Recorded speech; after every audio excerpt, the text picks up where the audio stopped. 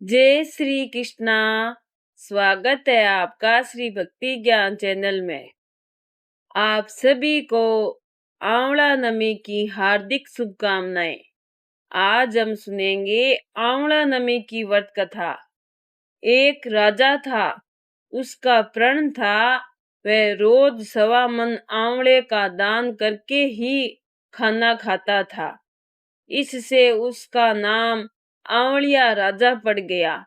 एक दिन उसके बेटे बहू ने सोचा कि इतने सारे आंवले रोजाना दान करते हैं, इस प्रकार तो एक दिन हमारा सारा खजाना खाली हो जाएगा। इसीलिए बेटे ने राजा से कहा कि उन्हें इस तरह दान करना बंद करना होगा। बेटे की बात सुनकर राजा को बहुत दुख हुआ और राजा रानी महल छोड़कर जंगल में जाकर बैठ गए। राजा रानी आंवला दान नहीं कर पाए और प्रण के कारण कुछ खाया भी नहीं। जब भूख प्यास से 7 दिन हो गए, तब भगवान ने सोचा, यदि मैंने इसका प्रण नहीं रखा और इसका सत नहीं रखा तो विश्वास चला जाएगा। इसीलिए भगवान ने जंगल में ही महल, राज्य और बाग बगीचे सब बना दिए और ढेरों आंवले के पेड़ भी लगा दिए। सुबह राजा रानी उठे तो देखा कि जंगल में उनके राज्य से भी दोगुना राज्य बसा हुआ है। राजा रानी से कहने लगे, रानी देखो, सत मत छोड़े, सुरमा सत छोड़या पत जाय। सत की छोड़ी लक्ष्मी फेर मिलेगी आय। आओ नहा धोकर आंवले दान करे और भोजन करे। राजा रानी ने आंवले दान कर कर खाना खाया और खुशी खुशी जंगल में रहने लगे।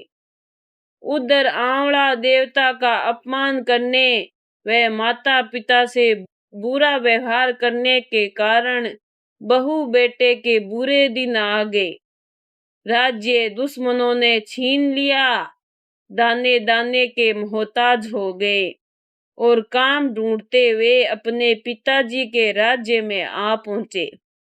उनके हालात इतने बिगड़े हुए थे कि पिता ने उन्हें भी पहचाना नहीं और काम पर रख लिया।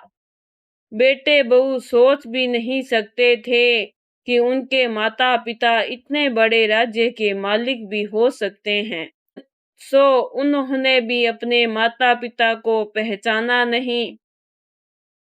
एक दिन बहू ने सास के बाल गूंथते समय उनके पीठ पर मस्सा देखा और ये सोचकर रोना आने लगा कि ऐसा मस्सा तो मेरी सास के भी पीठ पर था।